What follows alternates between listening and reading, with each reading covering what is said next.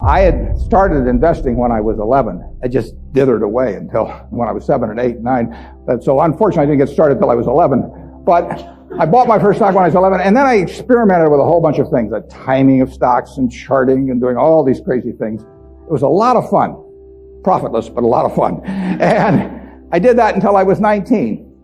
And I read all the books on investing in the public library, and I ate it up. It was fascinating to me, but I had no framework. I was just searching for something. I was hoping that little things on a chart would tell me something about what a stock was going to do. It was kind of crazy, but everybody else was doing it, so I figured I'd do it too. Sometimes you'd turn the chart upside down, it still wouldn't help. Then in 1949, I read The Intelligent Investor by Ben Graham. I'd never heard of him up till then.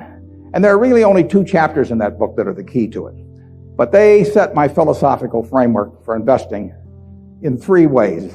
They're so basic and so simple, it's hard to understand how they could be that important, but the 10 Commandments are simple. The first is that a stock is part of a business. I mean, you can't think of a stock as something different. You value a business, and then you divide by the shares outstanding. But what you have to think about is what kind of a business are you getting into, what are its economic characteristics, who are its competitors, what's its management like, all of these things that relate to a business instead of a little ticker symbol. I used to know when I was 11 or 12 the ticker symbols of every company virtually on the New York Stock Exchange. I could mark the boards at Harris Upham, but I didn't know anything. I mean, I knew that X was U.S. Steel and T was AT&T and so on, but I didn't know anything. I didn't know what was behind them. So I had to start looking at these little symbols or these little names in the paper as businesses and decide, how do you value a business? What counts? The second thing in the book is that Graham gives you a marvelous set point in terms of how the investor should react to stock market fluctuations. He talks about his mythical Mr. Market in chapter 8. And there's been no better thing written in terms of the investor's attitude toward stock prices. Most people react the wrong way to stock prices. I mean, they feel good when their stocks go up, they feel bad when they go down. They think the stock market is there to instruct them. And Mr. Market is this partner you have in investing. He's a remarkably obliging partner. This guy comes around every day and he tells you what he'll pay you for your interest in the business or what he'll sell you more at the same price. Nobody ever does that in private business. If you and I owned a gas station together and I said every day I want you to come in and offer me your half interest in the station, and I can either buy your half or sell you my half at the same price, and you have to come in every day and do it, you'd be at a terrible disadvantage.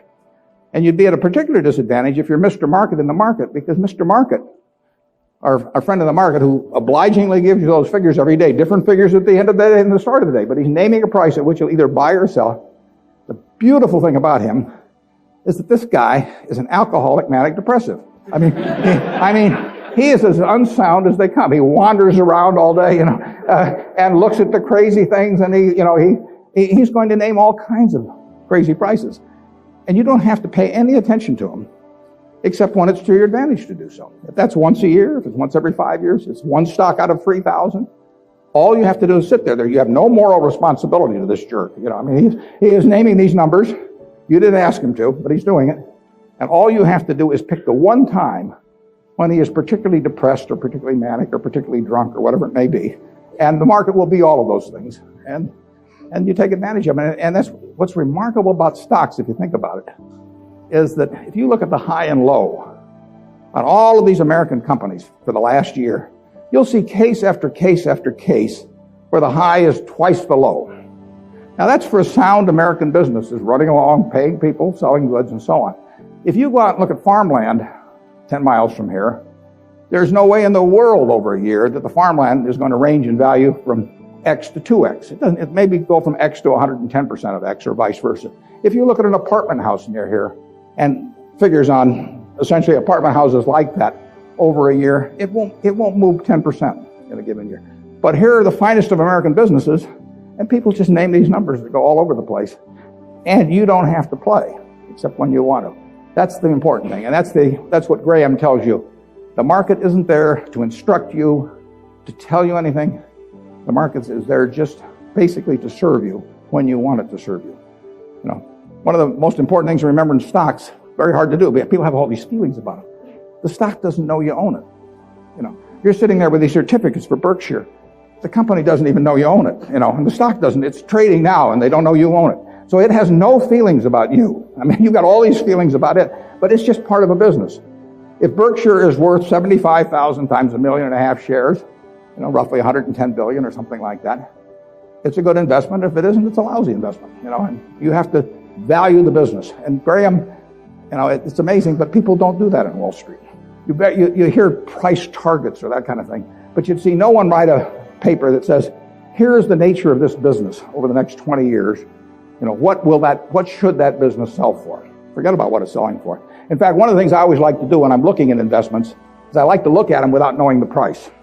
Because if you see the price, it automatically has some influence on you. If you just sit down with the reports, if I get an idea about looking up a company and I get the 10Ks and so on, I would rather not know the price because I'd rather value it without knowing the price. When I used to handicap horses when I was a kid, one of the things I would do is I'd get the racing form ahead of time. And if there were 9 horses in a race, we'll say, obviously the probabilities of each one winning the race had to add up to 100%. I mean, one horse was going to win the race absent a dead heat, or all of them dropping dead on the backstretch. So if you went through the racing form, and I would look at the 3rd race at Hialeah, I would try to figure out the percentage chance of each horse winning the race, and that had to add to 100%. Then I would compare those percentages to the odds. But first of all, I wouldn't look at the odds first. I would look at the past performance and all of that thing first. Stock market's the same way. Third thing in Graham's book is the margin of safety. If you come up to a bridge and it says capacity 10,000 pounds and you're driving a 9,800 pound truck, you drive down further and find another bridge. I mean, nobody knows exactly what that capacity is, and sign may have been put up 3 years ago. So you always leave a margin of safety. You don't try to cut things that close. You wait till something kind of shouts at you in the stock market. And with those 3 principles, you can build all kinds of structures on that. But that's the foundation. And if you've got that in mind, and that's in the Intelligent Investor, I've never found anything that remotely compares with it. All 3 of the ones you can't get rid of one leg of the 3-legged stool and still have a good investment philosophy. But I would say that the most important thing over a long period and working with big money is to understand the business. Let's just say for the moment that you were given $1 million or whatever sum was necessary, and you could look around Knoxville or look around all of Tennessee if you want and buy into any 3 businesses, between now and a week from now. Private businesses, not trading or anything of the sort. And you got a week to do it or you have to give the money back. What will you be doing during the next week? I mean, you can look at all these companies. Some of them you're quite familiar with. Some of them you're less familiar with. Some of them you know by reputation. Some of them you know the management. Some of them you don't. You know their competitive situation. What will you be thinking about during that 7-day period? How will you actually be screening these companies out? I think you'll look for 3 businesses, and you can't trade them after you buy them. You're going to own them the rest of your life. You're going to be looking for businesses that have enduring competitive advantage. You don't want to buy a Burger King franchise just because nobody's come within 10 miles of it yet, because Wendy's and McDonald's and all of those will be there pretty soon. I mean, it isn't necessarily who's earning the most money now. You're going to look for something with enduring competitive advantage. Now that takes a business with some kind of a moat around it, because capitalism, by definition, is a system where every time somebody has an economic castle, somebody else is going to come after it. It's just the nature. If you open a restaurant and it's successful here in town, somebody's going to take your menu and probably take your chef, maybe cut your price, maybe offer a little more parking, maybe be a better okay, whatever. I mean, capitalism consists of going after the other guy's castle. If that's the case, you want a castle with a big moat around it. There's a lot of ways you can have a moat around something. You could have it by patent protection. You could have it by location in certain areas. I mean, if you have something in people's mind, like Coca-Cola, 6 billion people in the world, practically all of them have something in their mind about Coca-Cola, largely favorable. They don't have anything in their mind about RC Cola. And if RC Cola spent $1 billion advertising, they wouldn't have anything in their mind about RC Cola.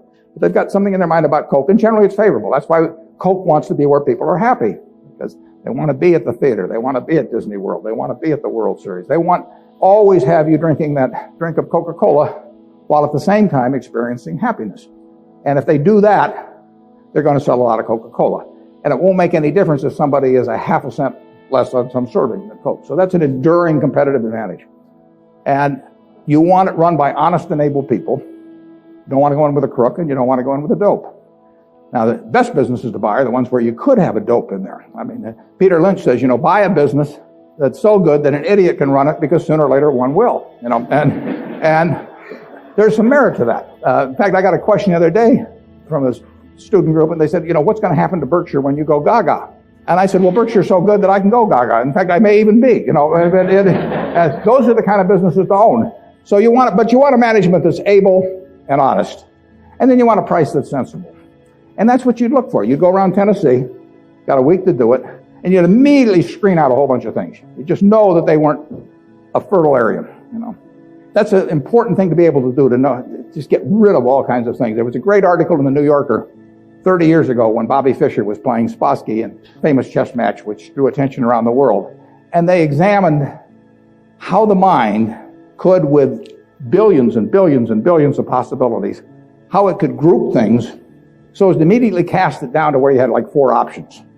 And of course, when the humans play something like deep thought, or whatever the latest version is of the computer on that computer is making maybe 700,000 or 1 million calculations a second.